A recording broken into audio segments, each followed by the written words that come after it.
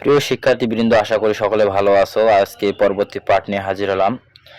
এখন দেখো, আমরা লগারিদমের যে 4.2 এর 1 নম্বর পার্টে আলোচনা করেছিলাম। আমরা এখন পার্ট 2 নিয়ে আলোচনা করব। 2 নম্বর যে অঙ্কগুলো আছে এই অঙ্কগুলো সমাধান করবো ইনশাল্লাহ।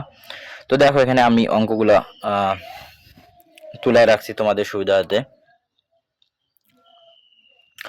প্রথমে এখানে দেখো লগ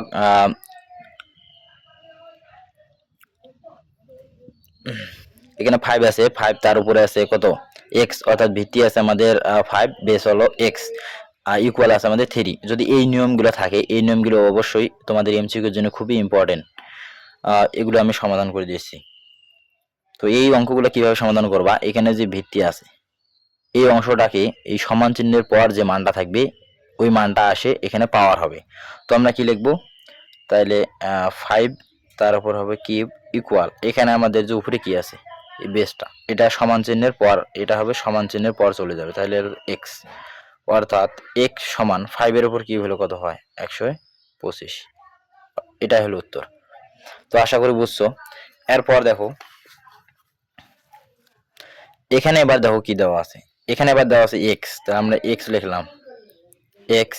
তো এটা আমাদের কি হয় পাওয়ার হবে, এটা এখানে আসে কি হবে পাওয়ার, তাহলে আমাদের কি হবে এখানে এক্স স্কোয়ার ইকুয়াল উপরে কত আছে 25 লিখলাম, তাহলে স্কোয়ার যা আছে স্কোয়ারটা যা কি হবে রুট হবে, তাইলে এক্স ইকুয়াল 25 বা এক্স ইকুয়াল 25 মানে কত, অর্থাৎ 5। এটাই হলো উত্তর। তো আশা করি বুঝছো। এইরকম যদি থাকে এই নিয়মগুলো করবা তাহলে অঙ্কগুলো এমনিতে সহজ হবে। এরপর দেখো এটা একটু ইম্পর্টেন্ট আছে, এখানে দেখো এক্স আছে, তাহলে এখানে এক্স লিখলাম, তারপর কি লিখবো এটা পাওয়ার হবে, তাহলে এটা সামনে এসে কি হবে পাওয়ার, তাহলে ইনভার্স আছে কত 2, এক্স ইনভার্স 2 হইলো ইকুয়াল 1 বাই কত 1 বাই হলো 16।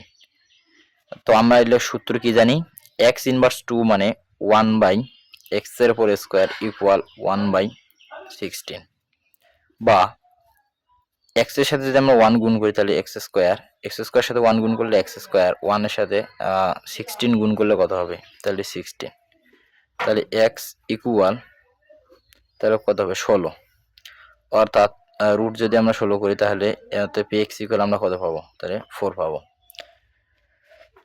আশা করি বুঝছো। এই পর্যন্ত ছিল অঙ্ক 3টা, 2 নম্বরে 3টা অঙ্ক ছিল, সমাধান করা শেষ। না বুঝলে কমেন্টে জানাবা, সমাধান করে দেওয়ার চেষ্টা করবো ইনশাল্লাহ।